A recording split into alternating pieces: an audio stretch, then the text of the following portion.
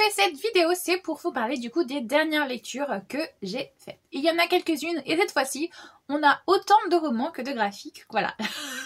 On va voir comment ça va se dérouler, mais j'ai l'impression que mois d'avril, je rééquilibre les choses et par contre le mois de mai, ça risque d'être déséquilibré totalement.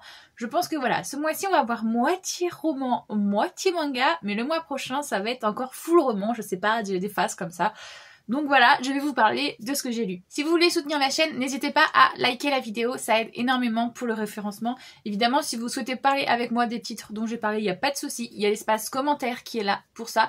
Et puis, si vous souhaitez voir le reste de mes vidéos, n'hésitez pas à vous abonner. Donc, on va le faire un peu dans l'ordre chronologique. Ma plus vieille lecture, du coup, c'est Long Story Short, que j'avais acheté au FNR, si je me trompe pas, l'année dernière, de Lucille Jones. On est sur l'histoire d'une jeune femme qui rêve de devenir écrivain et qui du coup va s'inscrire à l'université pour devenir écrivaine tout simplement. Elle va y avoir un cours de, je sais plus, c'est écriture créative. Sauf que le problème, elle n'avait pas réalisé, c'est que eh bien, le nouveau professeur qui fait cette formation-là, eh bien c'est un écrivain lui aussi, mais pas n'importe quel écrivain, c'est un écrivain de romance et elle déteste ce genre parce qu'elle considère que ce n'est pas de la littérature tout simplement.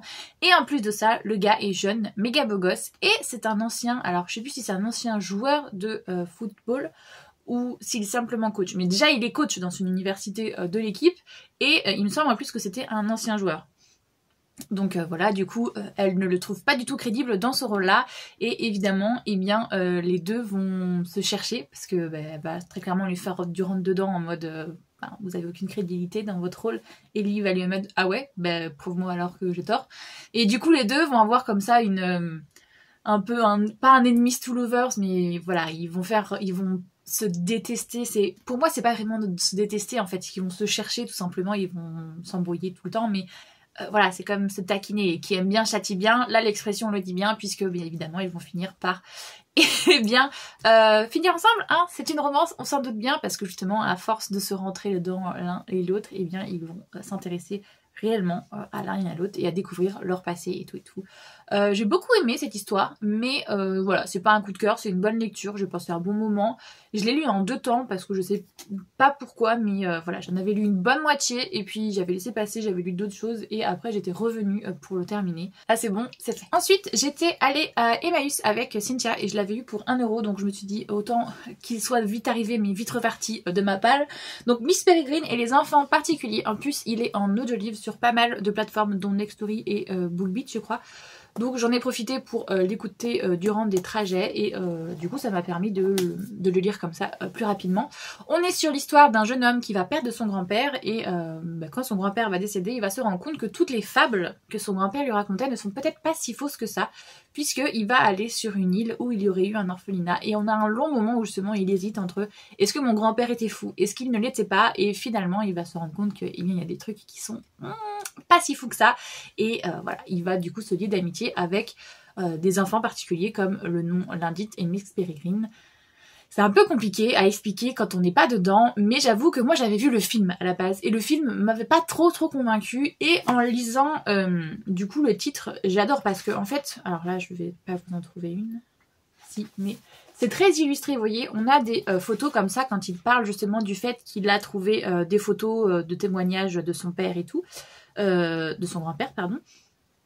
Et ça du coup je trouve que c'est hyper appréciable parce qu'il y en a vraiment mais régulièrement dans le tome, donc du coup ça nous illustre très bien son propos et moi j'ai adoré. Pareil quand il a des lettres ou des trucs comme ça, je trouve ça très bien fait, mais par contre c'est un peu trop jeunesse pour moi et j'avoue que voilà, je l'aurais lu il y a peut-être 10 ans, je l'aurais peut-être plus apprécié, mais là j'ai lu le 1, du coup je me rends compte à peu près ce que le film a changé et ce que le film a gardé, mais voilà, je pense pas que je lirai le 2 ni le 3, ou il faut vraiment que je tombe sur une occasion comme là, à 1 €, mais je suis pas pressée de lire la suite. C'est une bonne lecture, mais vraiment pas un coup de cœur, et ça m'a pas transcendé, quoi. Voilà, comme je vous dis, j'ai pas envie de savoir la suite plus que ça, donc on verra si à un moment l'occasion se présente, mais pour le moment, j'en reste là avec cette histoire-là. Voilà les amis, on arrive à quelque chose d'assez corsé, surtout pour moi. J'ai lu Le Prince captif, la trilogie, l'intégrale. Et alors pas toutes les petites nouvelles, mais j'en ai lu quelques-unes. Voilà, là je l'ai découpé pour que vous vous rendiez compte à peu près de ce que ça rend. Nous sommes allés avec mes 2 meilleures amies dans un Airbnb spécial autour d'Harry Potter et on s'était dit qu'on se ferait peut-être une lecture commune parce qu'à la base c'était quand même censé être une retraite de lecture. Donc, on s'était dit, il nous faut un titre qui puisse nous donner envie toutes et j'avais ce titre dans ma palle, Cynthia aussi, puisque quand l'intégrale est sortie, on s'est dit qu'il est magnifique et que du coup, on aimerait bien se l'acheter. Donc, c'est ce qu'on a fait, même si j'ai eu énormément de retours, énormément de trigger warning qui font que j'étais en mode je risque de pas aimer l'histoire. Mais bon, c'est pas grave, j'ai foncé tête baissée et j'ai acheté le collector parce que je me disais qu'il est à 39 € pour 3 tomes plus des nouvelles. Je trouve que c'est franchement correct, surtout au prix des livres maintenant. Je me dis, voilà, 40 balles pour 3 livres plus des nouvelles, on est quand même pas mal. Sinon, si je vous parlais de l'histoire, on est sur l'histoire de Damen, qui est un prince, tout simplement, d'un pays, et son père va décéder, et son frère, du coup, va récupérer le trône, alors que c'est censé être Damen, l'héritier. Il va le faire emprisonner et l'envoyer en esclavage dans un autre royaume, le royaume de... J'ai perdu son nom, Laurent. De Laurent. Et donc du coup, on entre comme ça avec Damen dans ce nouveau royaume en tant qu'esclave et il va devenir l'esclave particulier, l'esclave sexuel du prince en fait du royaume concurrent. Et là, c'est commence les trigger warnings pour moi. Parce que dans le royaume de Laurent, les comportements, les abus sexuels sont fréquents, les relations... Alors, il y a une espèce de truc, en gros, les bâtards, c'est la plus grosse honte qu'on peut avoir dans une famille. Donc, il ne faut pas coucher avec n'importe qui, en femme. Il faut coucher avec sa femme, mais sinon, tu peux t'envoyer en l'air avec tous les hommes que tu veux, en parlant d'hommes, évidemment, parce que, du coup, il n'y a pas de crainte de faire des enfants avec d'autres hommes. Donc, on a cette ambiance assez malsaine, justement, les hommes couchent avec tous les hommes qui leur passent quasiment à la main. Ils peuvent succomber à leur appétit sexuel sans engendrer de bâtards et donc déshonorer leur famille et leur lignée. Mais il y a toute une ambiance comme ça, sexuelle et un peu obscène et même méga creepy. D'ailleurs, comme on est souvent on est dans la tête des deux, il y a 2 points de vue. De Damen, on le ressent parce que lui, il n'a pas du tout cette même culture et cette même relation avec les autres.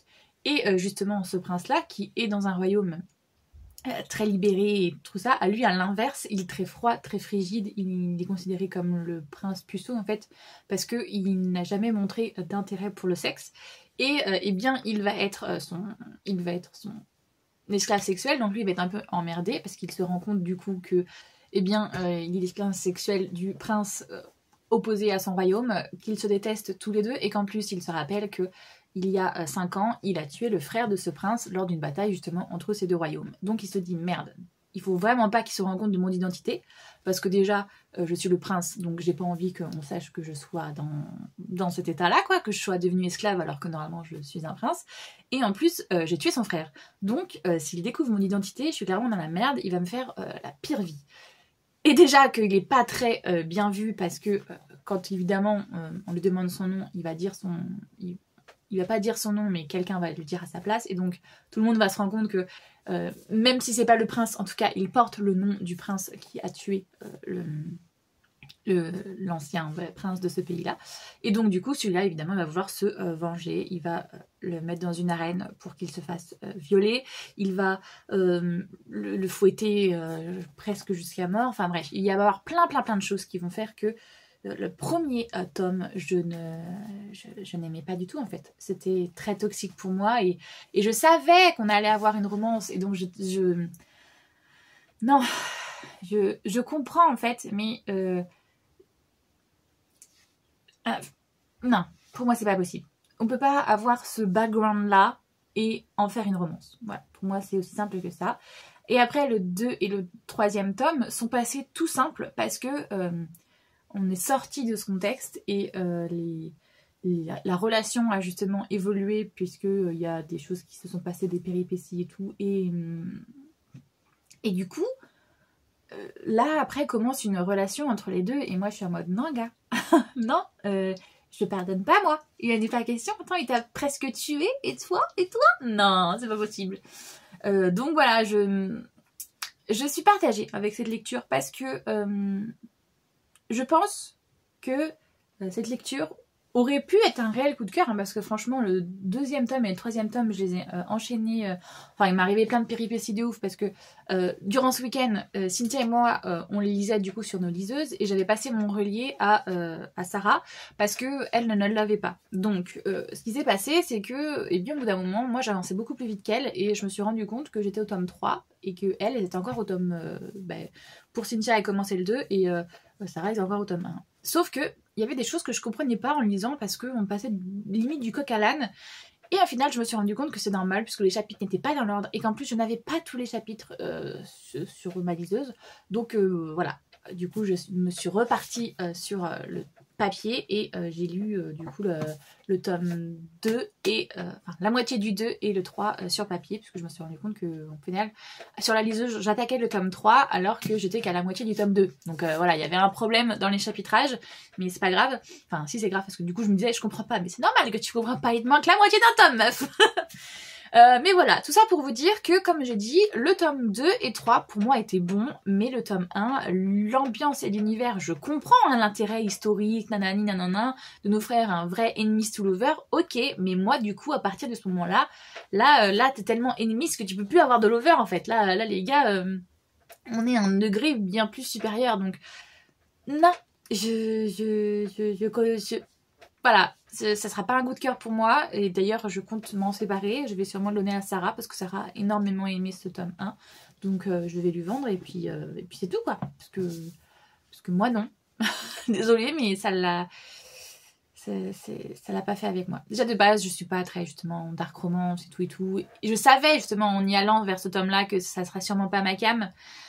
Et c'est pour ça que je voulais le faire en lecture commune avec les filles parce que ça me forçait entre guillemets à le lire et à avancer. Donc là, voilà, je suis très contente, cette lecture est faite et maintenant je peux m'en débarrasser, je peux me libérer de ce poids et le vendre à mon ami. Cette même amie qui m'a du coup offert The Immortal Instrument, le manga, le tome 2, ce même week-end, puisqu'on s'est fait justement un petit cadeau chacune, on s'est acheté un manga ou un livre poche, voilà. Et donc bien j'ai reçu celui-là, je suis très contente et je l'ai lu. Donc pour ceux qui connaissent pas The Immortal Instrument, on est sur l'histoire d'une jeune femme qui un soir, je crois que c'est pour son 16e anniversaire ou son 18e, je ne sais plus, enfin son anniversaire, elle va aller en boîte de nuit avec son meilleur ami Simon et elle va assister à un meurtre, mais c'est la seule à le voir, c'est 3 personnes hyper tatouées en train de tuer une autre personne et personne d'autre ne réagit au meurtre qu'il y a en face d'elle dans cette boîte de nuit. C'est la seule du coup qui va courir après les meurtriers et va essayer de comprendre ce qui se passe. Et en fait, elle va rencontrer tout simplement des chasseurs d'ombre, des néphilim, des mi-anges, mi-humains qui sont les protecteurs en gros de l'humanité puisqu'ils sont là pour justement faire la barrière entre les humains, les démons, vampires, sorcières, loups-garous et autres créatures de la nuit. Et elle va découvrir du coup comme ça tout un univers qu'elle ne connaissait pas et voilà. C'est le premier versant de The Immortal Instrument et du coup ça fait hyper bizarre parce que ah non vous n'allez pas le voir maintenant ils sont en bas mais The Immortal Instrument moi j'en ai plusieurs histoires parce que elle en a fait d'abord 6 puis elle en a fait 3 puis 4 puis re-3 et elle en a refait 3 et là je crois qu'elle se balance sur autre chose encore mais bref elle a fait plusieurs sagas dans cet univers là et bien là, retourner au tout début quand j'étais ado au lycée, c'est vrai que ça me remonte des souvenirs de recommencer ces histoires et me dire ah oui c'est vrai ces personnages au début ils étaient comme ça, j'avais oublié. Donc voilà, c'est hyper cool comme lecture, ça fait une petite nostalgie, une petite remontée dans le temps et en plus voilà c'est rapide à lire comme c'est un manga, donc très contente de cette lecture. Alors là les gars, on n'est pas sur un coup de cœur mais on y est très proche hein. Ah oui, c'est bon, c'est fini. J'ai fini les Rebel University les gars. Donc c'est bon, j'ai lu l'histoire du coup de Zeke. Pour ceux qui connaissent pas, Rebel University c'est une histoire en gros, on est sur 4 colocataires, des joueurs de hockey de cette fameuse université. On a un premier tome avec Hunter, un deuxième tome avec Griffin, un troisième tome avec Cade et là le quatrième tome on est sur Zeke. Et chaque du coup tome traite de la relation qui va se nouer, de leur propre romance. du coup ils vont se mettre en couple à chaque tome, et surtout ça traite de sujets de société assez importants. Dans le premier tome, on a tout ce qui est grossophobie, harcèlement, body positivisme. Dans le deuxième tome, on a l'affirmation de soi, s'accepter soi-même, la tolérance contre le racisme, et aussi contre une part de féminité, malgré justement contre la masculinité toxique. Un gars assez efféminé et qui assume de se limer les ongles, de se mettre du liner, enfin voilà. On adore les films. Ensuite, on a un troisième tome avec Cade, qui est le capitaine de l'équipe, qui lui, c'est vraiment le roi des conneries. C'est le gars qui, quand il a une idée en tête, il l'a pas ailleurs. Et là, lui, il a eu un coup de foudre pour une fille il y a l'année dernière, mais elle était en couple. Maintenant qu'elle est séparée, il aime même bien devenir ami, voire plus avec elle, mais il attend qu'elle lui donne le feu vert. Donc c'est hyper cool aussi au niveau, on a tout ce qui est deuil, relations justement, qui prennent son temps et acceptation de l'autre, ses défauts et tout, c'est hyper bien. Et là on arrive sur le tome de Zeke, qui est l'homme noir et bi de la bande. Donc comme ça, il fait un petit combo, comme il dit, au niveau des discriminations, on est au top.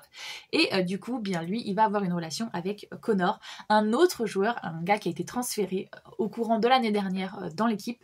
Et du coup, voilà, Connor qui est canadien et qui est gay et qui assume totalement sa sexualité et qui est un des meilleurs joueurs de l'équipe, du coup, alors qu'il vient juste d'arriver. Bref, les deux, du coup, ont une relation un peu chafouin, puisque ils ont essayé un truc l'année dernière, mais ça s'est pas très bien fini. Et du coup, les deux sont restés un peu en mode... J'ai du désir pour lui, je suis attirée par lui, mais vu le coup de pute qu'il m'a fait l'année dernière, eh bien, voilà, ils se cherchent tous les deux sans jamais vraiment se trouver. Et tous les deux, du coup, ont des sex friends. Donc Connor a un sex friend qui s'appelle Sean, je crois, et Zeke a une sex friend qui s'appelle Delia, si je ne me trompe pas. Et du coup, voilà, on va avoir ces 4 personnages qui vont graviter les uns autour des autres. Et évidemment, Zeke, qui veut devenir hockeyeur professionnel comme Connor, sauf que Connor lui va y arriver très rapidement parce qu'il est très bon dans son domaine, alors que Zeke va se retrouver avec des problèmes et de la discrimination, et enfin bref. Les deux du coup sont 2 personnages qui d'un côté je trouve trop chou, mais Zeke en fait m'énervait beaucoup. Voilà. Moi, là j'étais team Connor à fond. Zeke déjà de base m'a beaucoup énervé dans les autres tomes au niveau de son comportement justement avec Connor, et là j'ai retrouvé justement alors, un peu moins parce qu'on a aussi son point de vue, donc on comprend certains de ses comportements, mais j'étais quand même un peu en mode t'abuses là, t'abuses. Donc voilà, si je veux faire du coup un top, je dirais qu'on mettrait Cade en premier, parce que Cade n'en a rien à lui reprocher en fait. Même si je préfère le personnage de Griffin, j'ai oublié de parler de l'humour, parce qu'on retrouve du coup toute la bande et tout l'humour et les blagues, et les 2 autrices là, voilà, moi j'adore franchement les références qu'il y a dedans, pareil, elles sont géniales. Donc je disais, en premier tome on mettrait Cade, parce que Cade c'est le gars parfait, on n'a rien à lui reprocher. En deuxième tome je mettrais Griffin, parce que la mentalité de Griffin pour moi est top of the top. Du coup en troisième tome, je sais pas, entre Zeke et Hunter, voilà, je les mettrai tous les deux ex aequo à la 3e marche du podium, parce que les deux justement j'ai un peu les mêmes reproches à leur faire.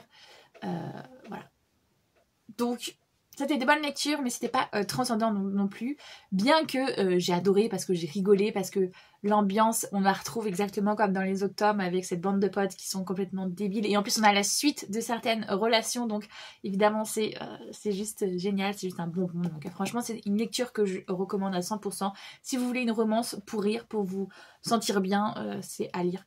Absolument, c'est génial. Et en plus, quand je suis allée à la Rare, eh bien, j'ai fait la queue, et il y a une jeune femme qui voulait voir Alessia Garnier, et elle n'a pas pu, puisque elle devait prendre son comment ça s'appelle, son avion, son transport, et du coup, elle m'a donné le bracelet qu'elle devait lui donner. Je sais pas si vous allez bien voir, mais voilà, c'est chaque petit livre de cette série-là, mais c'est bon, cette série-là, je l'ai finie. On a un objectif réalisé dans l'année, c'est cool. Ensuite, j'ai lu Make Up With Mud, tome 6, à peine reçu, je l'ai dévoré, c'était obligatoire.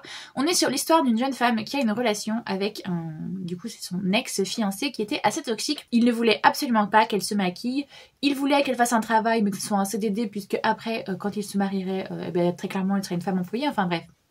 Il y avait une ambiance, un univers assez toxique, et du coup, on va voir cette jeune femme qui rencontre Yves, ce jeune homme qui est gender fluide, et qui va lui apprendre à se maquiller, nanani, nanana, à être un peu plus justement tolérante et à s'accepter elle-même et à s'affirmer. Et du coup, elle va se défaire de sa première relation et petit à petit devenir amie avec Yves. Et on a toute une relation qui se met en place aussi entre les deux. Et là, on a enfin une éclosion de possibles relations entre les deux personnages, justement, de possibles sentiments. Et c'est tout doux, c'est tout mignon. Voilà, on était dans des premiers tomes où c'était très lourd, justement, on avait une ambiance très pesante. Et là, on commence à avoir quelque chose d'un peu plus kiki, d'un peu plus mignon. Et voilà, j'ai hâte de voir justement où cette relation va les mener et je suis très contente de cette lecture. Celui-ci aussi, aussitôt reçu, aussitôt lu, Love Mix-Up tome 8. On est sur l'histoire de deux jeunes garçons, il va y avoir un quiproquo en classe. Il y en a un qui va faire tomber la gomme de son ami et il va croire du coup que c'est la sienne, l'autre va récupérer et il va voir qu'il y a écrit son nom avec un cœur dessus, donc il va se dire merde, il est amoureux de moi. Les deux garçons vont apprendre à se connaître et eh bien ils vont bel et bien sortir ensemble et apprendre à se connaître. Donc c'est une relation MM et justement avec tous les premiers écueils amoureux, tous les premières fois quoi. Et c'est assez compliqué à se mettre en place déjà dans une relation hétéronormée, mais en plus là dans une relation MM, justement ils ont un peu peur du regard des autres, ils savent pas trop comment faire nanana, et du coup c'est assez cool de les voir tous les deux, même si Ida, c'est vrai qu'au début j'avais un peu de mal à comprendre son mental parce que je comprenais pas ce type, mais c'est pas grave. Maintenant on commence justement à voir le potentiel à venir qu'ils essayent de se mettre en place tous les deux, savoir oui si je vais à cette université là, comment ça va se passer et tout avec toi, est-ce que relation à distance, pas relation à distance, est-ce que je te mets trop de pression sur les épaules, enfin bref, on a une relation qui commence enfin à vraiment prendre forme parce que dans les tomes précédents là c'était un peu longuet. Voilà, là justement Ida prend un peu plus les devants aussi, s'affirme un peu plus, ose venir embrasser son partenaire sans attendre sa permission, enfin pas sa permission mais dans le sens où voilà, il n'osait jamais rien faire parce qu'il savait pas comment l'autre allait réagir. Là c'est bon, il lui a dit si tu as envie de m'embrasser, tu m'embrasses quand tu en as envie, mais voilà, t'as pas besoin à chaque fois limite de faire un papier voilà. Voilà, il faut un peu plus de naturel et de spontanéité, ce qui était un peu le problème de chez Ida, c'est qu'il n'était pas très spontané quoi comme gars. Il prenait pas beaucoup d'initiative. Donc voilà, là on a la relation qui justement commence petit à petit à naître vraiment et j'ai hâte de voir du coup où ça va aller cette histoire parce que pour le moment c'est chou, mais c'est pas un réel coup de cœur parce que pour le moment, tu vois, c'est pas comme Heartstopper où c'était chou et il y avait plein de messages dedans, nanana. Là, il y en a aussi des messages, voilà, justement, de réussir à faire la part des choses, de se mettre des limites et tout et tout. Mais pour le moment, là, j'étais au début partie dans un coup de cœur et là, je commence à avoir le soufflet qui retombe. Donc j'ai hâte de voir ce que ça va donner et de voir la potentielle histoire avancer et continuer. J'espère que cette vidéo vous a plu. Comme je vous l'ai dit, si vous voulez parler avec moi des titres, s'il n'y a pas de souci, je vous répondrai très volontiers en commentaire. Cet espace, il est évidemment fait pour ça. J'espère que vous avez aimé cette vidéo et j'espère évidemment que vous aussi, vous faites de bonnes lectures. Je vous fais tout plein de gros bisous.